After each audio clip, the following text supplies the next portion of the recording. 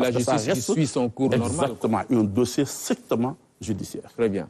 Alors ça nous installe carrément dans ce débat sur la reddition des comptes qui vise évidemment les dignitaires de l'ancien régime. Après la sortie du président, de l'ancien président Macky Sall, réfutant cette affaire de maquillage de chiffres, on a vu que le porte-parole du gouvernement est sorti en l'accusant de chef de gang. Bon, ce sont des propos qui ont suscité des réactions du côté de ses partisans qui se sont levés en bouclier pour dénoncer cela.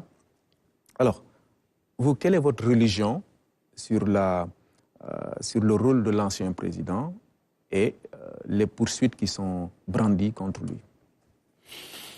Alors, je fais partie de ceux qui ont combattu le régime de Macky Sall. Je fais partie de ceux qui pensaient qu'il fallait véritablement arriver à une autre alternance. Je fais aussi partie de ceux qui ont pensé que le régime, effectivement, ne faisait pas tout dans les règles, justement, requises. Et je l'ai vraiment farouchement combattu pour énormément de raisons.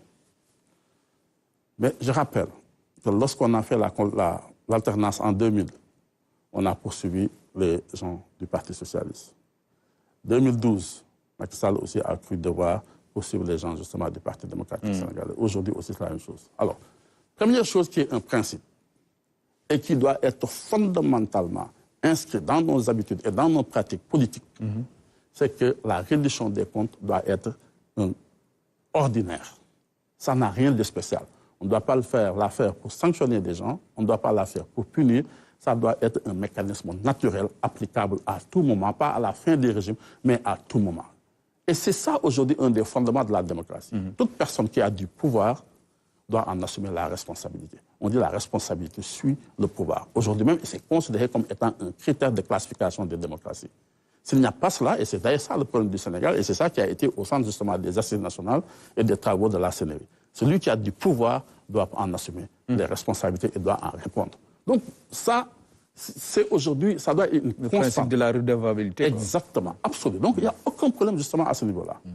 Par contre, je le disais tout à l'heure, l'exécutif doit organiser et s'obliger un silence sur des dossiers qui ont un penchant judiciaire. Ça ne fait que corrompre le dossier. Ça corrompt toujours le dossier. Et ça rend après difficile la situation de la vérité par rapport à des poursuites qui sont enclenchées. Mais est-ce que aussi l'exécutif n'est pas dans une situation qui l'oblige à parler? Parce qu'à la base, lorsque un Moussa Tine, chef de parti, est accusé dans un dossier de reddition des comptes, forcément ses partisans se lèvent pour parler, pour accuser l'exécutif aussi. On est dans une situation... Moi, j'ai été poursuivi pendant 6 ans par Macky Sall. Oui. J'ai fait l'objet d'une décision d'ailleurs de la Cour des comptes. Personne n'en a jamais entendu parler. Je n'en ai pas parlé, personne n'est au courant. J'ai été poursuivi pour détournement de deniers publics. On m'a demandé les pièces, j'ai donné toutes les pièces justificatives.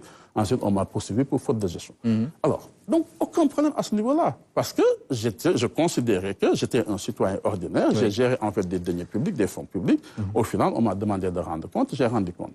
Quelqu'un allait dire au président Macky Sall qu'effectivement, il y avait des détournements sur un compte qui était dans une banque. On m'a demandé, au niveau de l'IGE, j'ai donné toutes les pièces justificatives. Donc, et on n'en a jamais entendu parler.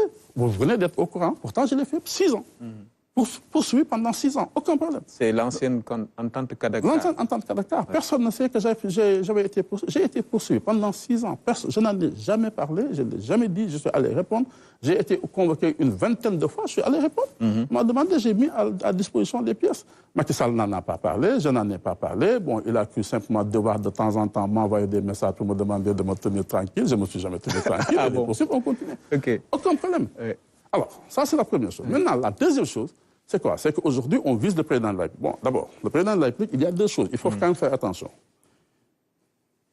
On ne peut pas poursuivre un président de la République pour des questions d'opportunité. Parce qu'il y a 2 choses. Une dépense peut être irrégulière, mais quelqu'un peut juger que la dépense, elle est inopportune. Le fait d'avoir recruté des gens, le fait de savoir trop s'endetter, ce n'est pas des délits au plan pénal.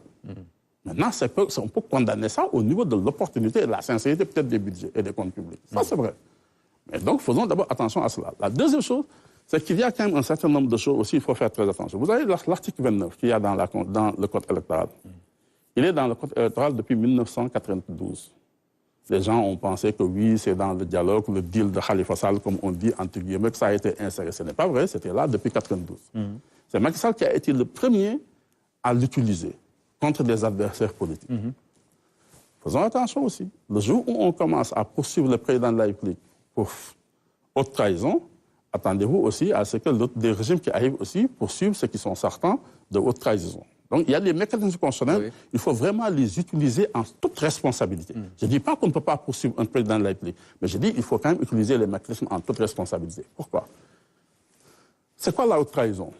Elle n'est pas définie, on ne sait pas ce que c'est. Ce n'est pas défini, il n'y a pas de critères de définition. La haute trahison, quelqu'un va être poursuivi pour haute trahison parce que la majorité à l'Assemblée nationale l'aura décidé. Si la majorité vote qu'il y a haute trahison, on est dans le cadre d'une haute trahison. Et les majorités, elles sont changeantes. Donc faisons attention aux mécanismes qu'on met en branle, surtout souvent pour lutter contre des adversaires politiques. Parce que ça va être une résolution votée au niveau de l'Assemblée nationale qui dira que oui, le président est coupable de haute trahison, ensuite on déclenche les poursuites contre lui.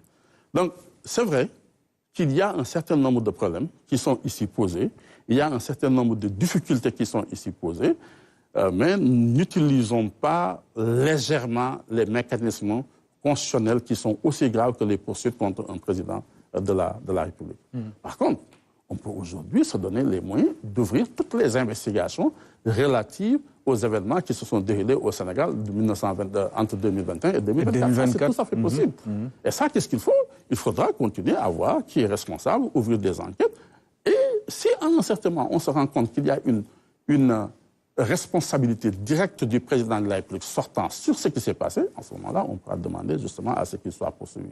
On ne peut pas seulement se lever et dire oui, c'est un gang, chef de gang, il a fait telle autre chose sans que cela ne soit établi. C'est pour ça que d'ailleurs, la première chose à faire dans ce sens-là, c'est de revenir sur la loi d'amnistie. Il faut totalement abroger. Ça nous permettra à tous de faire la lumière sur ce qui s'est passé et au moins de déconstruire ce système d'impunité qu'on a semblé vouloir mettre en place. Oui, mais c'est une loi controversée.